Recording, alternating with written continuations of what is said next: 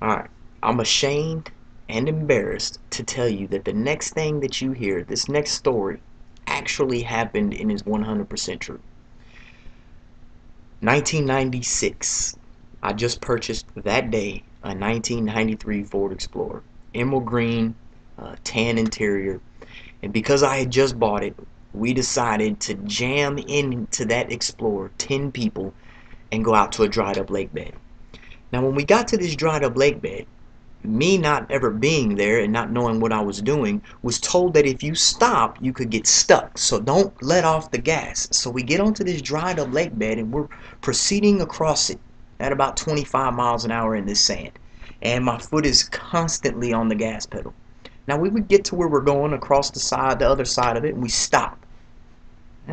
Remember I said that, we stopped.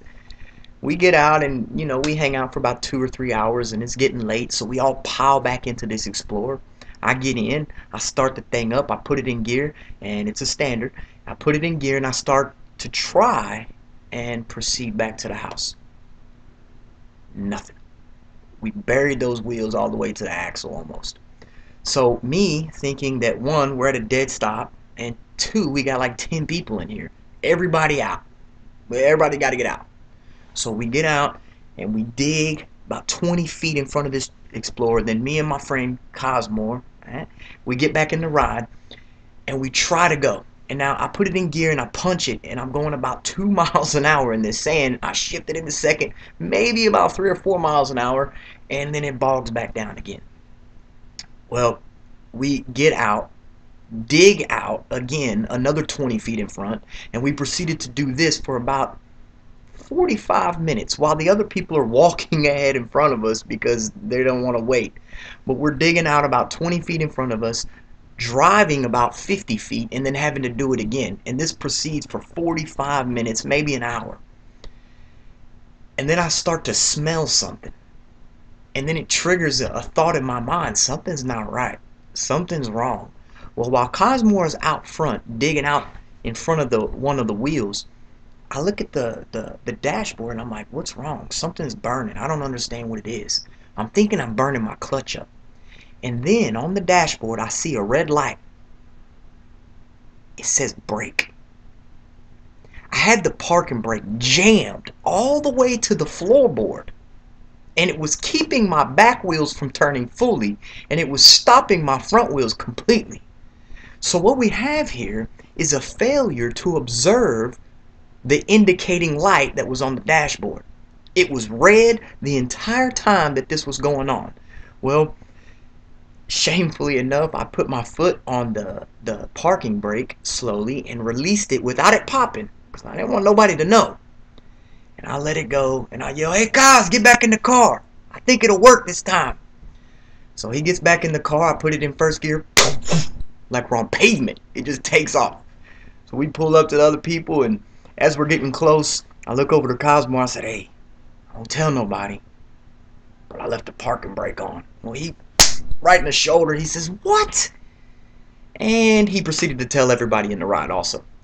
Long story short, why did I get stuck, and why was it so difficult for us to get out of there? It was because I missed a warning indicator. One of the lights on the dashboard was bright red the entire time, and I did not know it. I was not paying attention, I did not know where it was, and I wasn't being observant. Had I seen that from the beginning, the ride would have been a whole lot easier and it would have been enjoyable. But it was so much work, it was so much of a fight, it was so much of a struggle because I didn't pay attention to what was shining in front of me. It was doing what it was supposed to, I wasn't doing what I was supposed to. Now how can we take that story of me being a complete idiot and link it to the Bible? Well, in Matthew 12:36, it tells us that the things that proceed out of our mouth are a direct indication of what's in our hearts. Now think about it. If that warning light on the dashboard was telling me that there was a problem, our words tell us when there's a problem. All you have to do to find the condition of a man's heart is to listen to what he says. Listen to how he talks. Listen to how he speaks to other people. What he says when he's thinks that he's by himself. Whatever is coming out of his mouth is proceeding directly from the abundance stored up in that man's heart.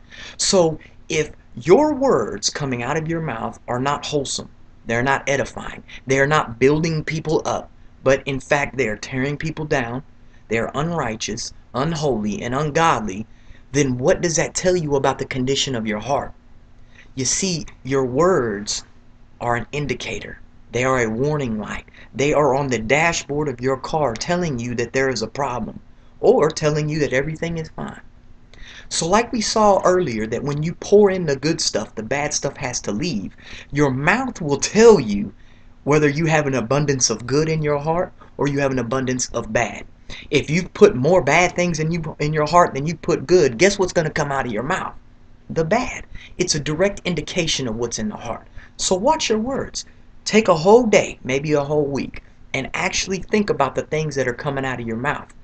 Are they mean, spiteful, gossipy, unrighteous, unholy, curse words? What are they that's coming out? Or are they blessings and prayers and anything that's there to encourage and build up a person? Check it out.